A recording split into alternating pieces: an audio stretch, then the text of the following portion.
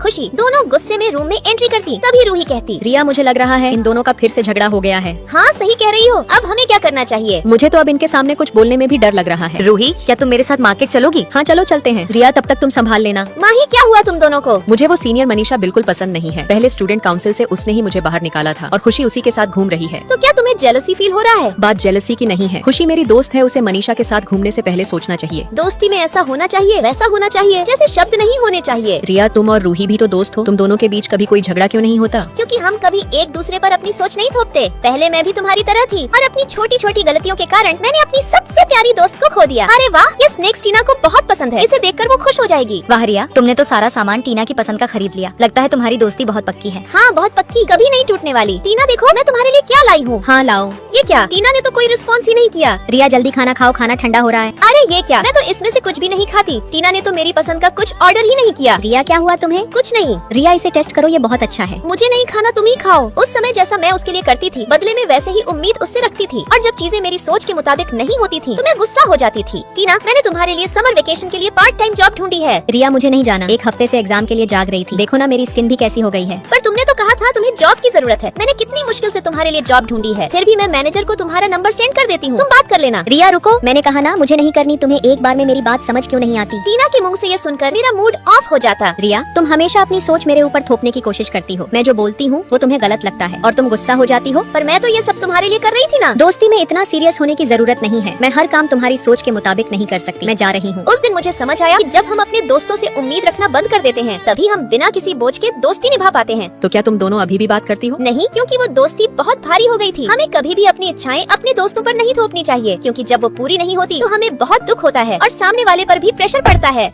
ये लो मैं तुम्हारे लिए खाना लाई हूँ। थैंक यू खुशी, तुम मेरा कितना ख्याल रखती हो, मुझे माफ कर दो। ठीक है, ज्यादा मक्खन मत लगाओ, मैंने तुम्हें माफ कर दिया। थैंक यू खुशी, तुम ही मेरी बेस्ट फ्रेंड हो। अरे वाह रिया, हमारा आइडिया काम कर गया। सच्ची दोस्ती में ज्यादा उम्मीदें नहीं बल्कि भरोसा और समझ होनी चाहिए, तभी रिश्ते लंबे समय तक खूबसूरत और मजबूत बने रहते हैं। तो दोस्तों वीडियो कैसी लगी, लाइक सब्सक्राइब करके कमेंट में जरूर बताना।